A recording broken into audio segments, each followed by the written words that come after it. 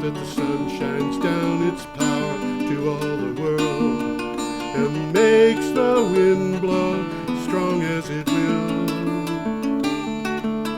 So lovely earth can stay lovely still. Hello, ladies and gentlemen. This is Energy Week with George Harvey, me, and the famous Tom Fennell.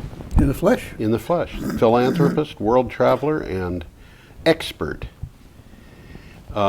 Every day I get up and look at the news and find whatever I can for the day about energy and climate change, and I keep a blog. I put together every article that I find that is interesting. I put together a 50-word or so synopsis and a link to the original article. And I put 10 or 15 of these together on my blog, geoharvey.com, and every week Tom and I get together on Thursday mornings and tape this show, which is a place where we talk about maybe 20 or 21 items from the blog from the week. Something like that. Now, Yeah. Some of these items, I have to mention, are really good and in-depth. And we could spend a whole show talking about just one of them if we get the right one. Yeah. So we don't have time to do that, but if I can remember, I'll try and mention some things that are particularly interesting. Yep. And you can look them up yourself and enjoy. Yeah. So today is the 1st of June, the day this is being recorded, and we will start with the news from a week ago today, Thursday, May 25th. And we have an item from PV Magazine. Renewable energy employs 9.8 million people globally. Renewable. Why don't you round that to 10? I don't know. Renewable energy and jobs. You know, there was an article right after this appeared. There was an article that appeared in one of the publications that talked about how this was a phony figure, and actually, because it dwarfed the number of jobs in the coal and fossil fuels industries, and this was just a phony figure, and the guy was talking about, how. And of course, the stuff fake news, right? And it's an interesting question. Why are right-wing publications, right-wing journalists, right-wing politicians so adamantly against renewable energy? I would say it's economy. Follow the money. Yeah, exactly. It's where they get their money from. Exactly. They are paid to turn the interests of the people who finance their elections into political stands. Oh, absolutely. I mean, there's nothing new about that. Has nothing to do with American patriotism, American security, or anything of the sort. Anyway. But economics, pure economics, ultimately will dominate. Yeah. And on climate change, too, the situation that we've got with the American right, and I'm speaking as a person who regarded himself as a conservative Republican for many, many years,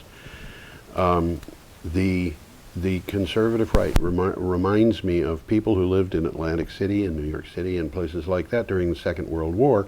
In 1942, German submarines were sinking American ships, and when the federal government went to those cities and said, "You've got to turn your lights out because they are seeing the ships silhouetted against the lights at night," they said, "We can't do that. It's bad for business." Yeah.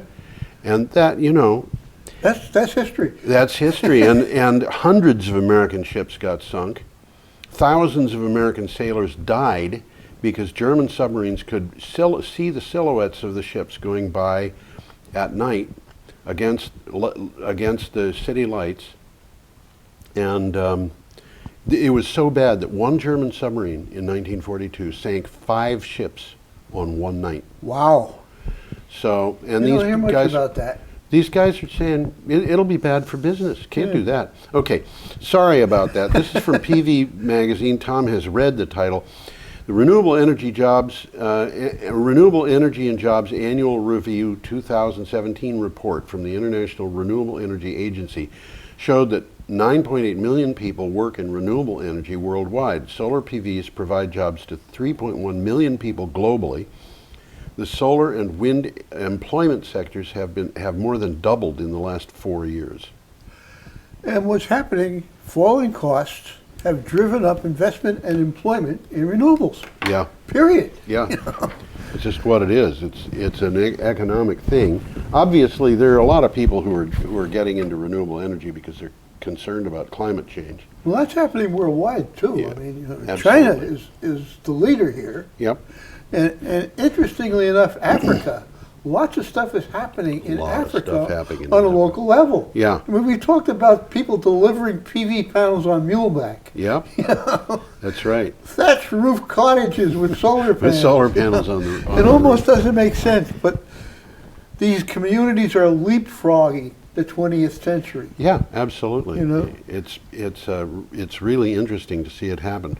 And they're creating jobs worldwide. They are. We have a picture coming up, and Yeah, we this do. is Let's a see if I pumping can find jack it here. operated by Bashneft. Ever hear of Bashneft? No, I haven't. This jack is in Russia. Bashneft is a Russian company. And this is the reported from the Gulf Times. Whoop, we lost. We lost our. We lost our Yeah, feed it's here back. for a second, but We it's have a back. monitor here that's on the fritz, Okay. which Tom depends on to switch the. Well, let's put us up here. Put us up. Okay. Oil could converge to about $15 per barrel. Wow. Wow. Oil could converge to about $15 per barrel by the early 2040s, when electric vehicles are expected to take a larger share, implying fossil fuels' much shorter lifespan as the main fuel for transportation, according to an International Monetary Fund research paper. Renewable technology seems to have reached a tipping point due to massive investments. This is from the Gulf Times. The Gulf Times is not the Gulf of Mexico, it is the Persian Gulf. Yeah. So, Well, when I was living over there, it was the Arabian Gulf. oh, okay. Same Gulf. Same Gulf. Well, they call it the Arabian Gulf if you're in In Arabia. Arabia, and they call it the Persian Gulf if you're in Persia. Yeah, And the Arabians and the Persians have hated each other for thousands of years. of course. That's why they have the same religion. Well, they don't. I know. You know, actually, they're both Muslims, but they're different. They're different kinds of different Muslims, and flavors. as a matter of fact, the Persians, Iranians, are not really straight-out Shiites. If you look at the actual religion, you discover that there's a whole lot in it that is left over from Mithraism. Oh, yeah? And oh yeah, the whole business of the devil with horns and a tail and all the rest of That's that from Mithra. Huh? comes from Mithraism and Zoroastrianism. Okay, Well, this is a takeaway from here. Observing that coal did not disappear after 1960, but became much less economically and geopolitically relevant. It is the same fate that might await oil once it loses its exclusive role in fueling vehicles. right. And that's And- I ought to say that again. That's a heavy one. Yeah, I but- won't, but Okay. But the point here is the reason why oil would be going to a $15 per barrel price is not because of an abundance of oil. It's because of a lack of demand. So they're expecting the demand just to go down. And the demand, we're in a very funny situation for demand of oil and gas and coal right now. Well, coal, we've seen the demand collapse. But for oil, you know, the fossil fuels industry and the utilities that are dependent on fossil fuels are going through cycles of ups and downs in prices. But the ups, I think, are going to be very short term, and the downs are going to be real downs. well, right now they're still in a catbird seat because it's the best thing we have for fueling vehicles. But that's going to change. That is going to change, and it's going to change with inexpensive batteries, but it can change from other sources too. Well, one of the most promising ones is actually hydrogen. Yeah, And you can buy hydrogen from a pump in California right now. wow.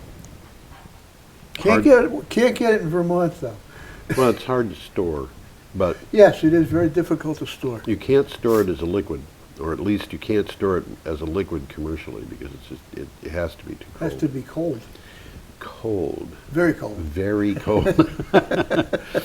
Colder than you can get in. There might not be a single place in Vermont where you can get hydrogen that cold. I don't know. Okay, our next piece is from York Daily Record Sunday Times. And that's York, Pennsylvania, for those that are interested. Yes. 3 Mile Island closure looms after third bid failed. For the third year in a row, 3 Mile Island failed to secure a crucial contract to sell its electricity, increasing the possibility that the plant will soon close. Exelon will decide by September whether to shut the plant down ahead of schedule. Another Exelon nuclear plant, Quad Cities in Illinois, also failed to secure a contract. Well, there's an update on this.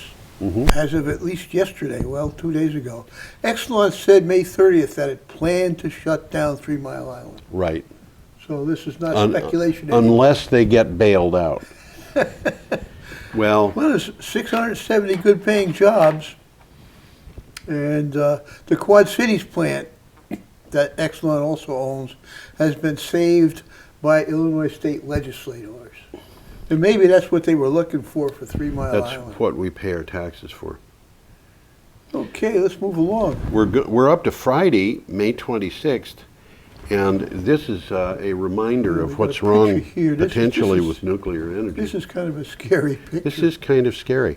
And I want to point out, this particular picture is a picture of a pattern of possible contamination from a hypothetical fire in the spent fuel pool at Peach Bottom Nuclear Power Plant. This is one of several scenarios. This is one of several. They just took a weather pattern from a particular day, and they said, well, if it happened on a day when that was the weather pattern, this is what would happen. But it's very clear. The red section is a section where people would have to be evacuated over a very long period of time, effectively permanently. And that, as you'll see, New York and Philadelphia. Well, it includes Washington, D.C. and Baltimore. The orange section, and New York is kind of in the orange section, would be a section of compulsory evacuation. And that extends all the way up to, well, kind of Bennington, Vermont is on the edge of that. But it could just as easily, as you can see here, if you had the winds going wrong, it could have hit Boston, and this Peach Bottom is in Pennsylvania. This article has several scenarios up there. Yeah. Every one of them slightly different. Yep. Every one of them's equally scary. Yep. And so this is from wired.co.uk. Faulty analysis could lead to another nuclear fallout worse than Fukushima.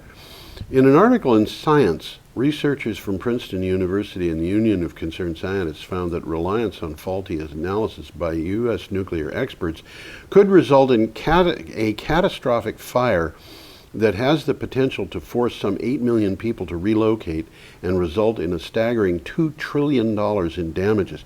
That's not 8 million people. I don't know where they get the figure of 8 million people from, but if that particular picture is not 8 million people relocating, it might be that in New York alone. Yeah, it might be 40 million people relocating, but it's this could be extremely bad. And unfortunately, this is a picture that you could take from any nuclear power plant in the United States. Absolutely. And the villain here apparently, according to this article, is the U.S. Nuclear Regulatory Commission. Yeah. They refuse to implement regulatory measures that could avoid such a disaster. Well, this is why the Union of Concerned Scientists is called the Union of Concerned Scientists. Yeah, good point. And part of the solution is simple. Transferring the fuel to dry casks could reduce radioactive releases from pool fires by 99%. Yeah, and Now, what's this pool? It's not much more than a swimming pool. It's sitting on top of the reactor. Well, it's sitting near the reactor. In different reactors have it in different places. I think here in Yankee, it's sitting on top of it. It's about 80 feet up. It's above and kind of off to one side. But the part of the problem here is the zircaloy, which is the alloy that's used in the shielding for the canisters? Canisters, yeah. To hold the nuclear fuel in the reactor, they're put in tubes that are made of this zircaloy. And zirconium can burn. when it gets hot enough, it'll burn even if you cannot put that fire out with water. Yeah. And It's like sodium. it's like sodium when it gets hot enough. It burns. It's not as bad as sodium, which will just ignite if you put it in water. And that's quite a puzzling thing to see. Okay. Anybody who took high school physics knows. Or is it chemistry? Yeah, I remember showing the kids. I managed to get a little piece of sodium and just showing them. Here's what happens when you drop it in a bucket. And it was covered with oil to keep it from burning. And then when it hit the bucket and a little bit of the oil got out of the way, it immediately caught fire. And it just danced around on the top of the water, burning. You got your Pope hat?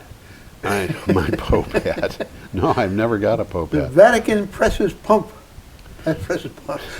Trump on climate change. This is from the New York Times. Pope Francis put climate change on the agenda in his first meeting with President Trump, and the subject is likely to come up again and again in the president's encounters with other world leaders in coming days. I'll remind you that this is May 26th. It's supposed to happen today.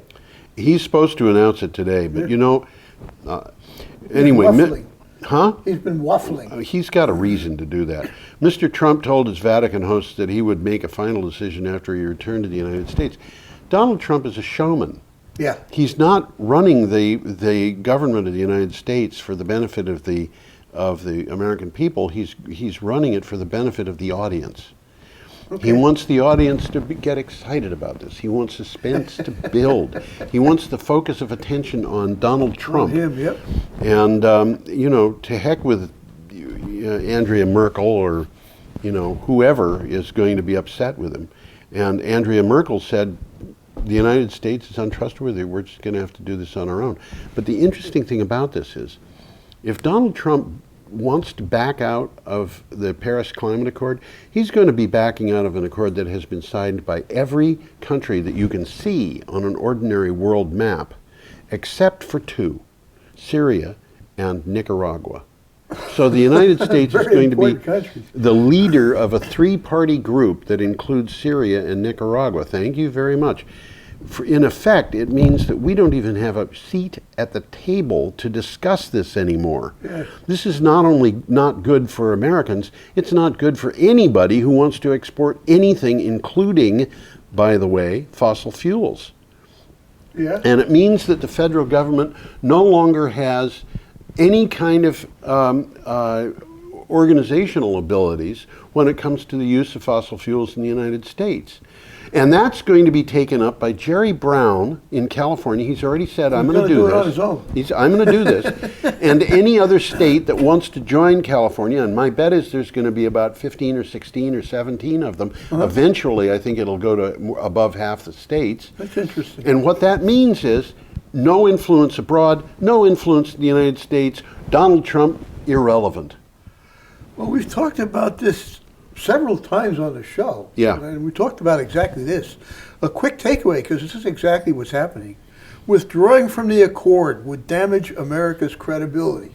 Well, I think Donald Trump has damaged America's credibility quite a lot already. It would not damage it, it would sink it out of sight. Well, let's see what's going on in India. India. And this is from Clean Technica. India cancels nearly 14 gigawatts of proposed coal plants. This is big, guys. Yeah, this is bigger than Kentucky. Bigger than Kentucky. The transformation of India's electric market continues to deliver, as shown this month by the cancellation of 13.7 gigawatts of proposed coal-fired power plants, and an admission that 8.6 gigawatts of operating coal plants are already non-viable, and the parallel move of ever-decreasing solar costs, helped along by the country's record-low solar tariffs, which have gone down to below 3 cents per kilowatt hour. We're talking about 13. For people to focus on this, 13.7 gigawatts. That's a lot of gigawatts. It's baby. a lot of. If you think of... That's like 25, 26 Yankees, isn't it? Yes. Yes. This is if you compare this to nuclear power plants, not Yankee, which was originally about half a gigawatt, But the big ones that are a gigawatt typically, Yeah. big reactors, this is almost 14 of those, and then an additional 8.6 is no longer viable. And they're not making money. They're not making money. And this is on top of China saying we're stopping construction of coal burning power plants in 20. I think it was 26 provinces out of 29 or something like that. In India. In it was China. almost all of them. Almost the entire Yeah. place. And meanwhile we had the Abbott government in Australia saying we're going to be the only country that's a source of coal. We're going to make a lot of money. Don't worry about our future. It's coal. We've got it. It's in the ground. I think Vanuatu wants a lot of coal. Vanuatu, man, wants a lot of coal. I think it's one of the smallest countries in the world. Yeah, it is. But my recollection is that Vanuatu is converting to solar power. They probably are. I guess that sinks the coal industry. Interesting takeaway from this article here. Yeah. A report published by the poverty organization Oxfam International Yep. reveals that more coal plants only lead to ever more poverty. Yeah. And they go into it and explain why. Yeah. We don't have time to talk about it, but It's an interesting thing to think about. Coal makes you poor, and if you don't believe me, talk to people in Kentucky. The people who are saying that they want jobs in the coal industry want jobs in the coal industry because those are the only jobs they've ever had that paid a lot of money. Well, down in Appalachia, they were about the only way you could make a decent living. Right, and yet those same guys, if they just decided to become wind turbine technicians, could spend their time flying around the United States, earning upwards of $50,000 a year fixing wind turbines. Well, we've talked about that here too. Yeah. And there's reasons why they don't particularly want to do it, and I can't blame them. This is where their families are, et cetera, et cetera. Well, you can fly around the country and live in Kentucky. Some people don't like to fly around the country. Yeah, it's true. Some people don't like to dangle from ropes 350 feet up, too. Anyway, should we move on? Yeah, let's move on. We're up Here, to we got a Saturday, picture coming up here. Saturday, May 27th. Let's see if I get And the picture here's up. it's interesting where these articles come from. This particular graph, which has to do I think with we've seen it before. not this exact graph. Something very similar. Yeah, this comes from Green Car Reports. Yeah. Why Green Car Reports? I don't know. Anyway, You'll find him, George. It's Yeah. a good article. yeah. What's the title? Soaring growth of solar power demonstrated in one chart. Yeah. And here's the chart. And I'm not going to. I'm going to give a try at pronouncing this guy's name. It's Auke Hoekstra. That's pretty good. It'll work. For the Technical University of Eindhoven in the Netherlands, Dutch is difficult to pronounce because it always looks different to the English eye. It's just wrong. You're going to try pronouncing Irish. Yeah, well, or Welsh. yeah. The cheese is not Gouda, it's Gouda. Oh, is that so? Yeah. Although the language is so similar to English. I remember reading something about in German you could see a person walk into a market and say, "Wat kosten die Apfeln?" which means what cost the apples. Yeah. In English, what do the apples cost? In Dutch, it's "Was kosten die Appels?" I'm sorry, I got that wrong. "Was kosten de Appels?" Wat kosten de Appels? Yeah. Yeah. I think I got it the third time, but it's much closer to English, but the pronunciation is hard. Okay. He looked at successive revisions of predictions by the International Energy Agency's World Energy Outlook for solar adoption measured in gigawatts from capacity added per year. It always seems to be wrong. Now, all of those kind of more or less horizontal lines that go to the right from that chart They're all projections. They're all the projections. And what actually happened is That's a straight black up and line down line. that goes up.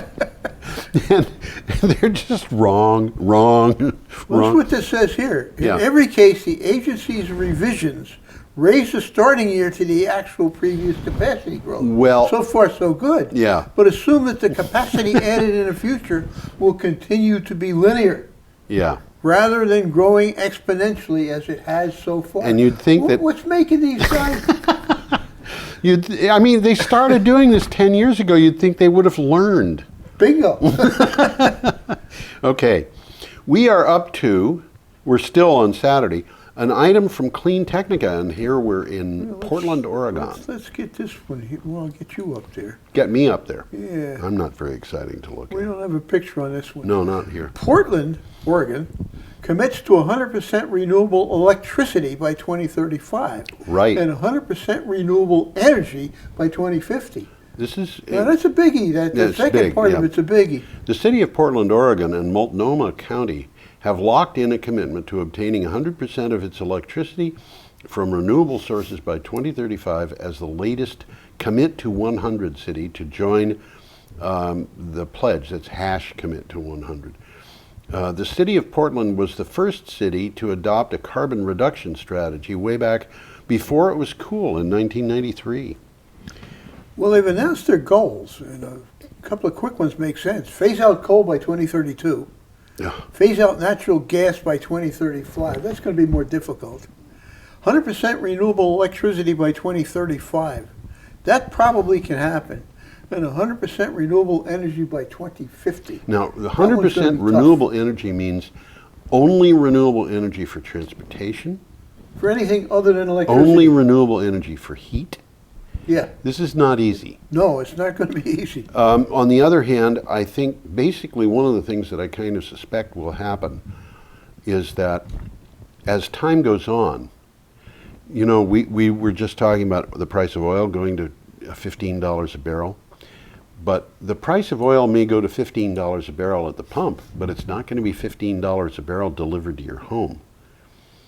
And it might be $15 a barrel at the pump and $3 a gallon at the home, because the infrastructure that supports that entire delivery system is going to dry up and die.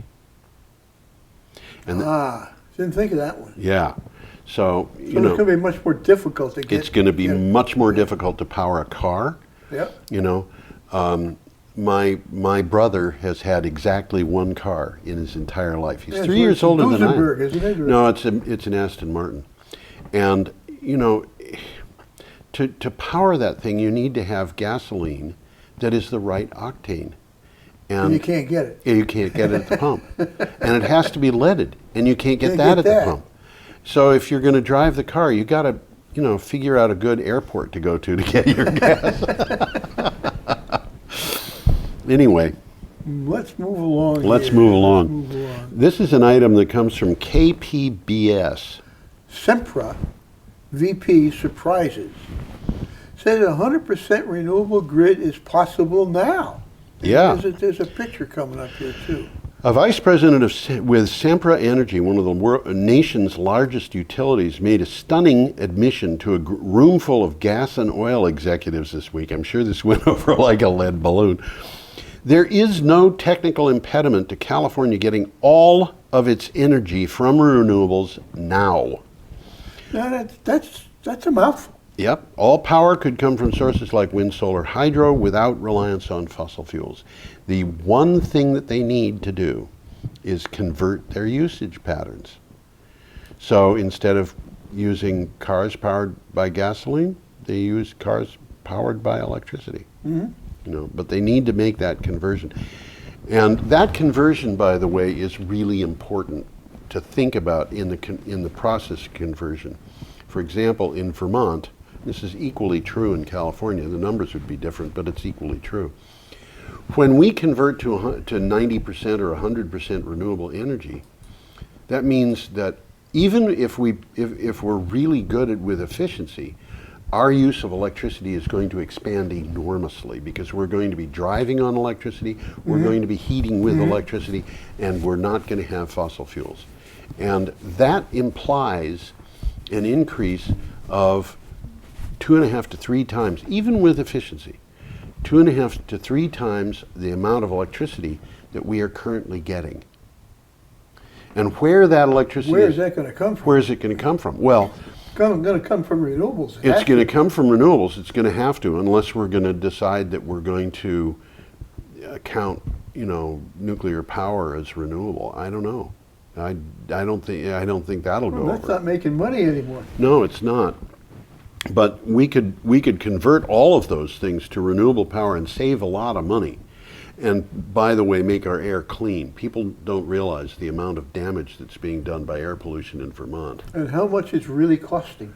Yeah, and the American Lung Association in California did a study on Vermont, and they said that our use of fossil fuels for transportation, which is 47% of our fossil fuel use, is costing us an average of $480 per person per year in medical expenses. So, according to this article, installing a base power plant is no longer the only option. Yeah. You can look at solar, wind, and storage as alternatives and still be able to manage the reliability of the grid. Yeah, yeah. So that's the takeaway. And it's coming from it's coming from an insider. It's coming from A big insider. a vice president of one of the country's biggest utilities. We can do this, folks, without you, by the way, This talking to separate oil energy, and gas by the way, is executives. big. They operate in 8 states. Yeah. They're a big utility. They're Big more utility. a utility holding company. Yeah. They're Okay. big.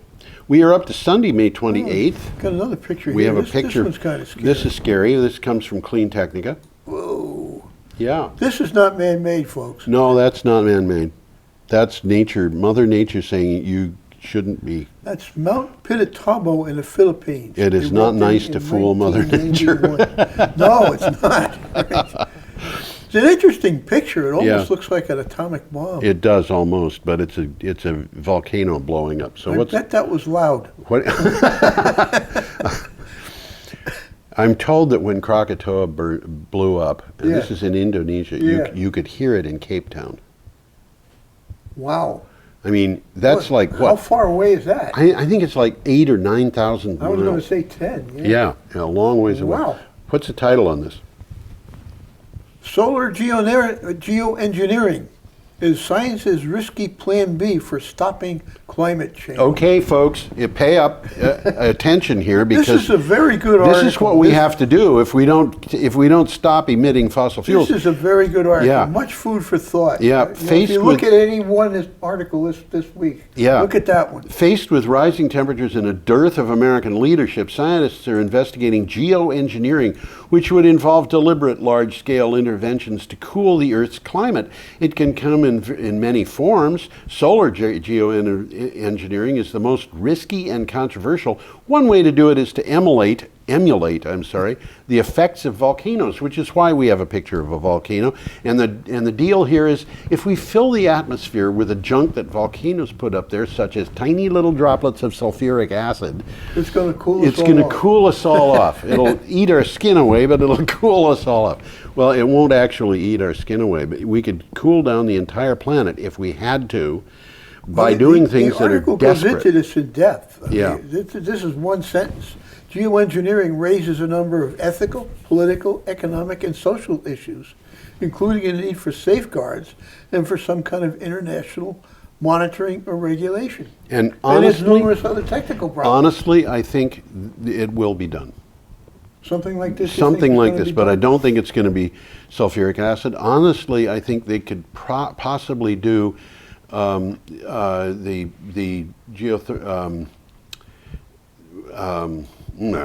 geoengineering by using if they can get it down to the smallest possible particles by using titanium dioxide. If Which is cheap. It's white it's- paint, It's the stuff. It's included among other things on toothpaste. toothpaste. It's put in the powdered sugar that's used on donuts. Okay. People eat Yes, this stuff, yeah. and it happens that it has some very, very interesting properties. It's highly reflective. It's almost as reflective as ice. Uh-huh. It is also a catalyst that converts hydrocarbons, including methane, into carbon dioxide and water. Okay. So So it's got side benefits. it's got a bunch of benefits. On the other hand, keeping enough of this stuff in the air is going to mean an enormous amount of use of titanium dioxide. I don't know what's going to happen, but we're going to have to deal with climate change. Otherwise, we're all just going to die. Okay, should we go on? Well, I think we can. Next item is also from Clean Technica.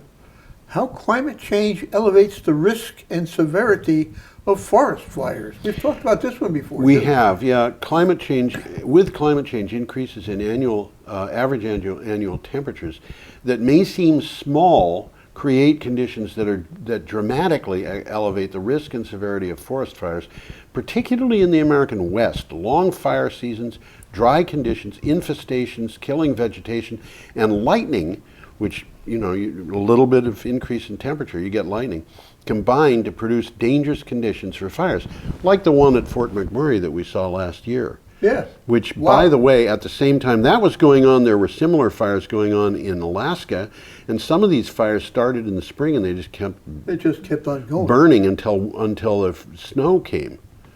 Well, these three conditions, long fire seasons, dry conditions, infestations, they create the favorable conditions for the forest fire. Yep. And then the lightning acts like a match. Yeah, It's kind of it's almost a foregone conclusion. it is, and unfortunately, it's already happening. It's just getting worse. By quite a bit. Yeah. Again, from the article, in the American West, the fire season is now 2.5 months longer than it was just 40 years ago. 2.5 months Out longer. of 12. Out of 12. That's not the length of the season. That's the increase in the length That's of the the season. increase, right? This is not good. And there's also another problem here. Wildfires release large amounts of carbon dioxide. Yes. So it's a And they dangerous feedback loop. They destroy the soil. You just go through all this sorts of great bad stuff. long list. We could of probably things. spend the rest of the show talking about Absolutely. just that. Yep, absolutely, we could do that. Okay, our next item is from the Columbus Dispatch. What a beautiful bird. This is my favorite. That's your favorite. Look at that. Isn't that a beautiful bird? That's a beautiful bird. Climate change affecting spring greening and migratory birds. That's a rose-breasted no, it's not. That's a Scarlet tanager. Yep. And when I lived in Wardsboro, there was some of these guys used to visit my Really? Isn't that nice? feeding station there, and I loved them. What a Yeah. beautiful bird. I think I'm going to leave it up for the rest of the show. Now let's do that. Because the land is warming and a food supply is emerging earlier, some familiar bird species arrive from migrations too late to find enough food for their chicks. That's the conclusion of a recent study of changes in spring green updates across North America and the arrival dates of spring migratory bird species in those areas. And we keep talking about this. The Royal Society for Protection of Birds says that we've lost 3/4 of our bird populations, our seabird populations, in the last 60 years. The population, when I lived in Winchester, New Hampshire, as a kid, step out from the house and we'd see the telephone lines going from pole to pole to pole to pole. Mm-hmm. And those lines at some times of the day were just covered with swallows.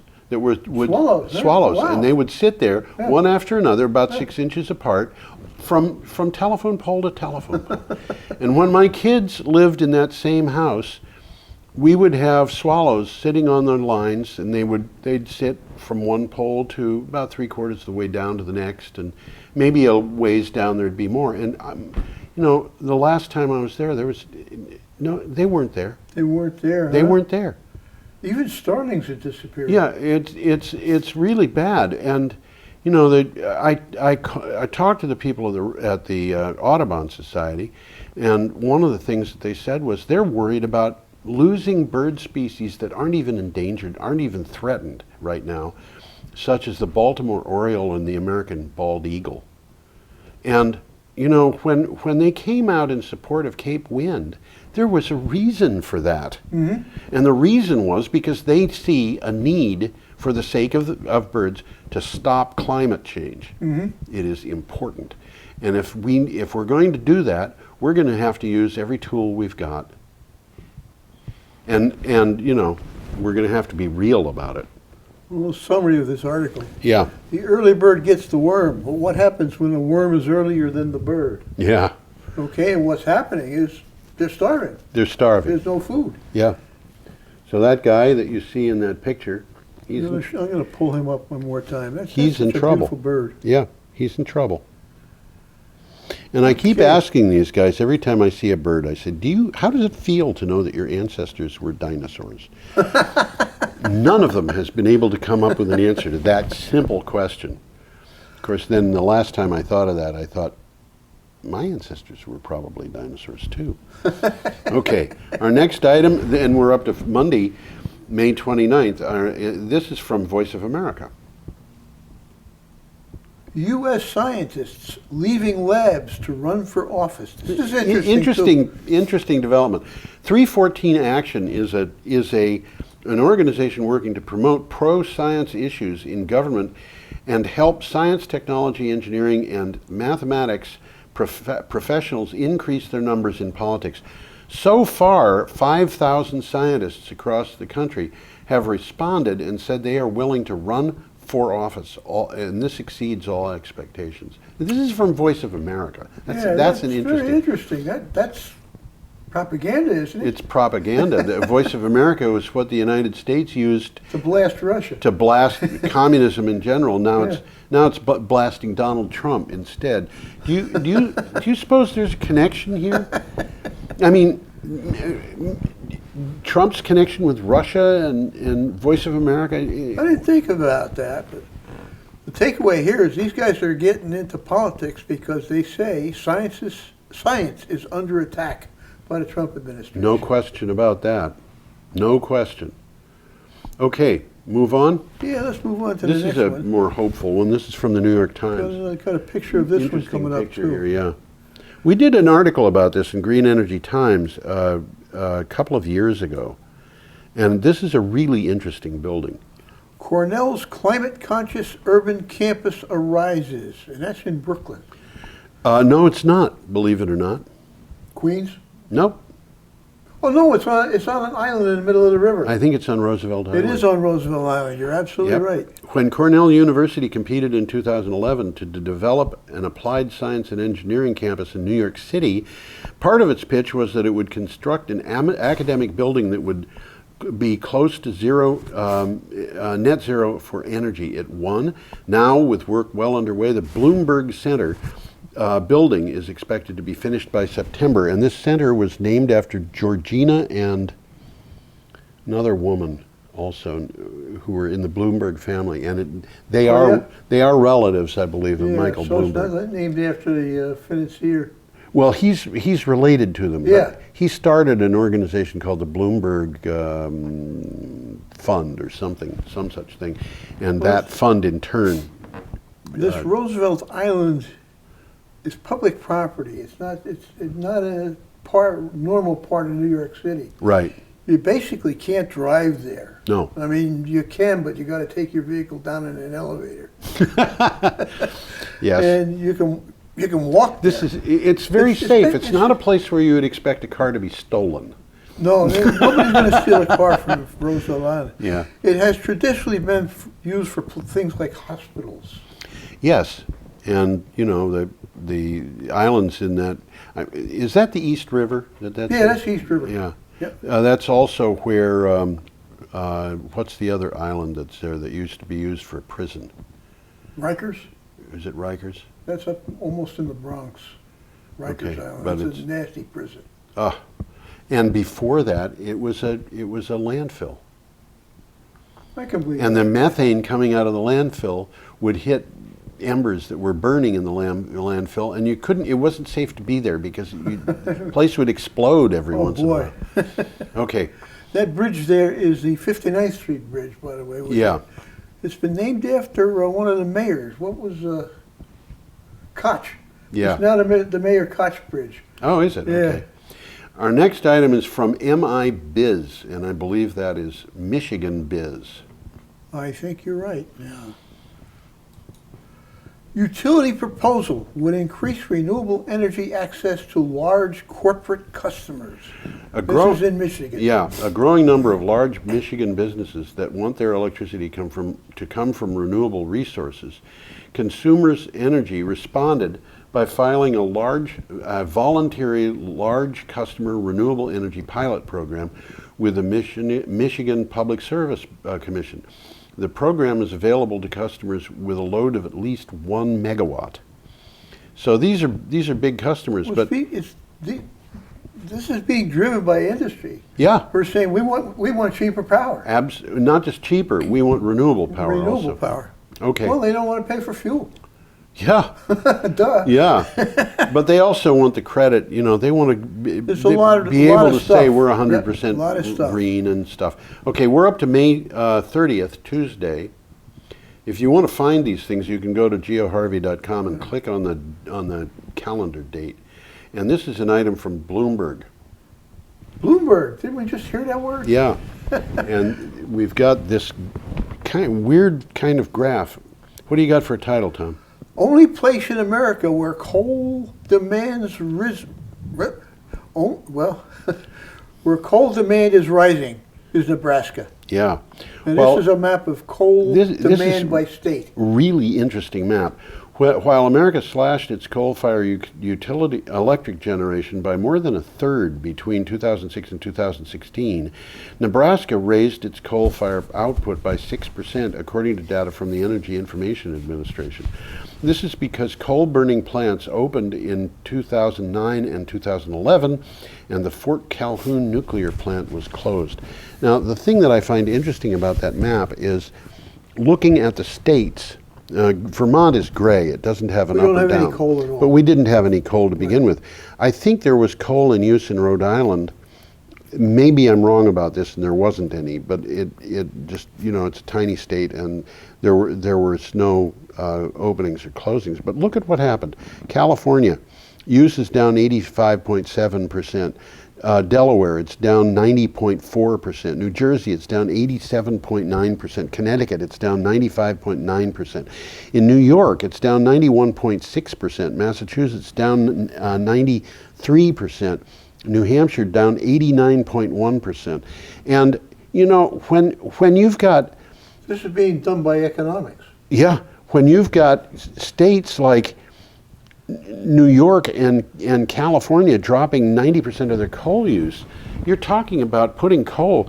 I mean, even if the rest of the states in the country kept the same amount, it would be a disaster. It's a disaster for the coal industry. For the coal industry. But we're seeing, you know, all the rest of these states dropping except for Nebraska. And the numbers are really kind of stunning. Virginia down 51.7%. West Virginia, coal country, down 21.9%. Kentucky, coal country, down 26.7%. Illinois has coal mines, down 41.3%. This is an industry that is falling apart. Well, it just doesn't make sense anymore. It's Well, too expensive to use. And Donald Trump is not going to restore it, and the people who elected him are going to be mad as blazes. And Now, with Nebraska, it's not about politics. no. The whole state is public power. Yeah. And apparently they just made some bad decisions 10 years ago. Yeah, You know, so they're stuck for a while. for a while. But they also have potential for a lot of wind. We do. Yep, they do. They do. Okay, we've got 5 more items and 12 minutes to talk about We them. can do that. Yeah, okay. We can do that. The next item is from Nikkei Asian Review. Okay, fiery winds sending energy companies to Taiwan. In January, Taiwan's parliament voted to phase out nuclear energy, which filled 14% of the power in 2015, by 2025. Now, global renewable energy companies are rushing to set up offshore wind farms, and investment applications filed with the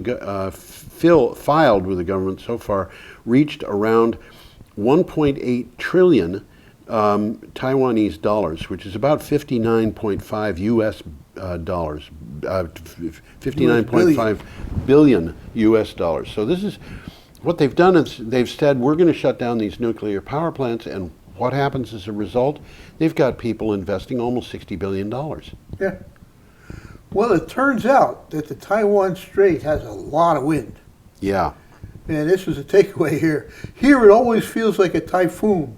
But winds are a lot stronger in the wintertime. Ah, yes. So heat your home with a heat pump. And Taiwan has had onshore wind turbines for quite a while, but none offshore. Yeah. So it looks like they're really to hit some They're big ready. time development here. Yep, we are up to Wednesday, Last May day. 31st, and we have a picture of The last day. Broadway We're Heights, gonna San make it. Diego, and an item from the Union of Concerned Scientists. And this, I think, is really interesting. This is a good, thought-provoking article. Yep. Again, look it up and read it. It's going to take you about 3 days. It's not that bad. It's, No, it's not. It's a good article. but Very it is a good article, yeah. What do you got for title? Affordable solar power is coming to low-income minority neighborhoods. Solar power is affordable for low-income Americans. In one predominantly African-American neighborhood in San Diego, nearly half of the 129 homes have rooftop solar panels, and residents talk about what they can now afford. They were paying $200 to $300 a month in electric bills. Now they're paying between $0 and $50.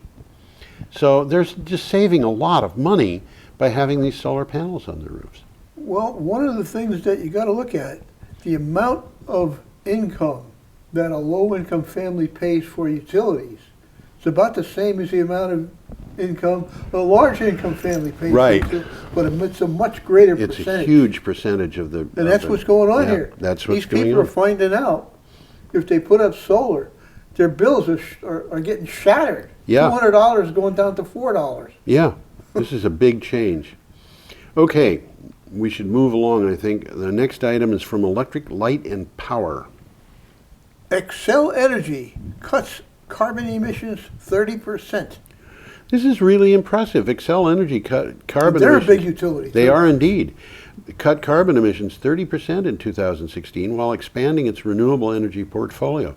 The company's corporate responsibility report highlights Xcel's transitions to cleaner energy sources and other benefits to the community it serves, including energy efficiency programs, economic development, and energy assistance. This is, Interesting. got a utility that's moving in the right direction. Well, they're retiring the aging coal plants that they built 20 odd years ago. Their time is Yep. gone. Yep. They're not going to renew them. And some of these facilities they're repowering with natural gas. Right. So they're still working, but it's gas instead of coal. Well, honestly, I don't think natural gas is any better than coal.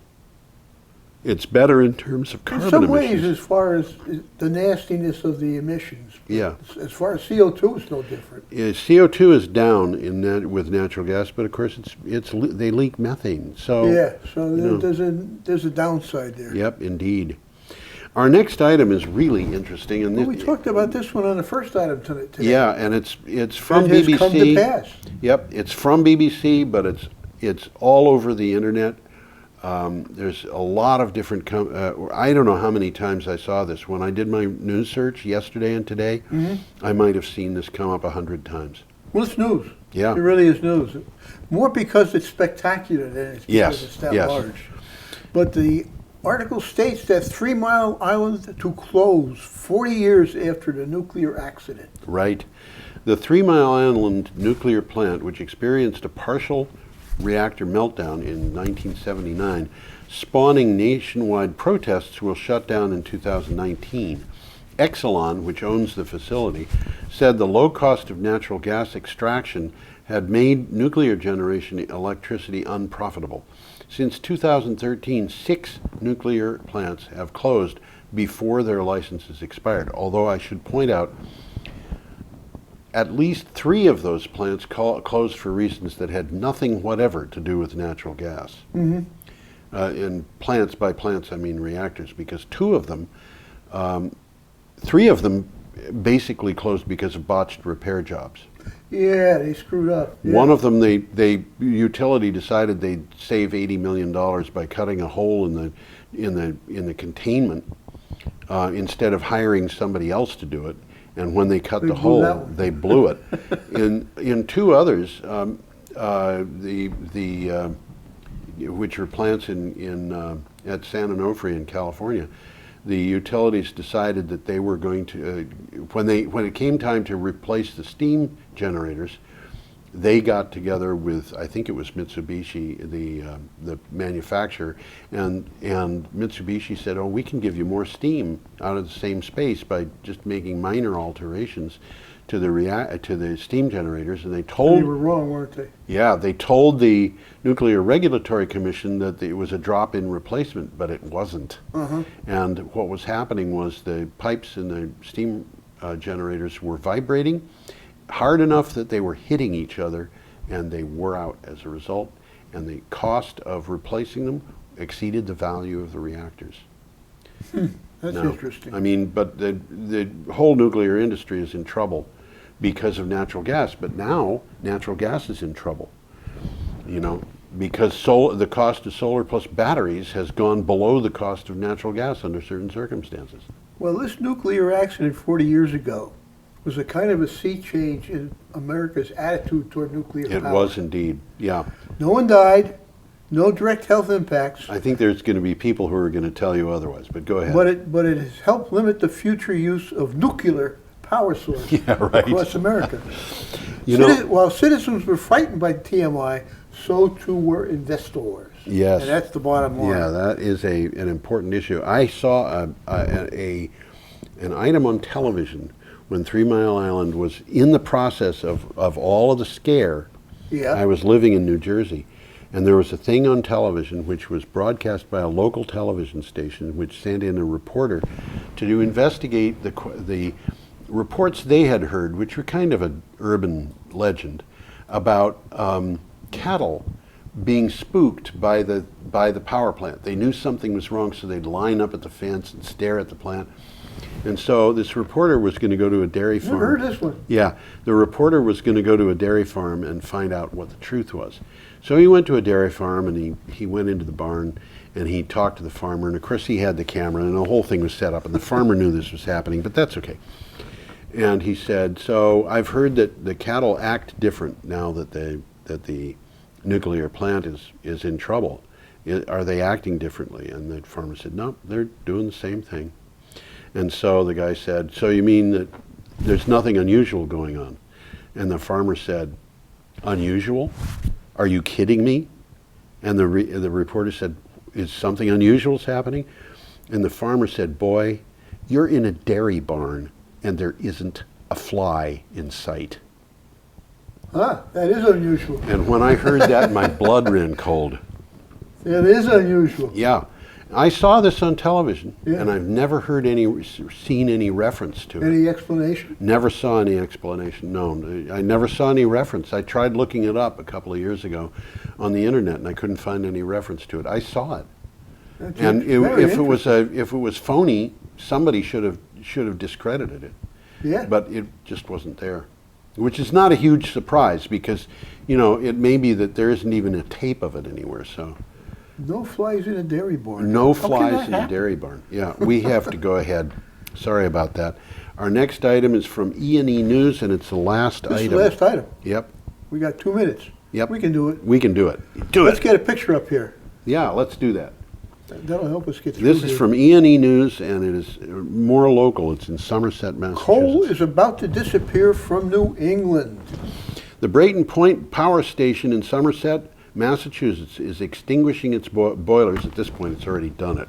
For the final time. When it does, coal will have all but disappeared from the 6-state region of New England with its 14 million people.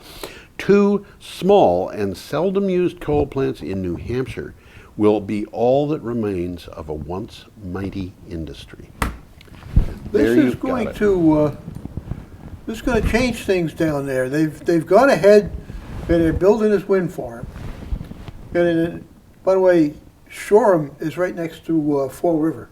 Okay. Okay, so Fall River, New Bedford. Yes. Which is near Fall River, but it's ideally suited to become an operations and maintenance hub, which they've announced already. Yes. Okay, and the substation offers an ideal location to connect the turbines to the grid. Yes. So it's like it was made to happen. Right.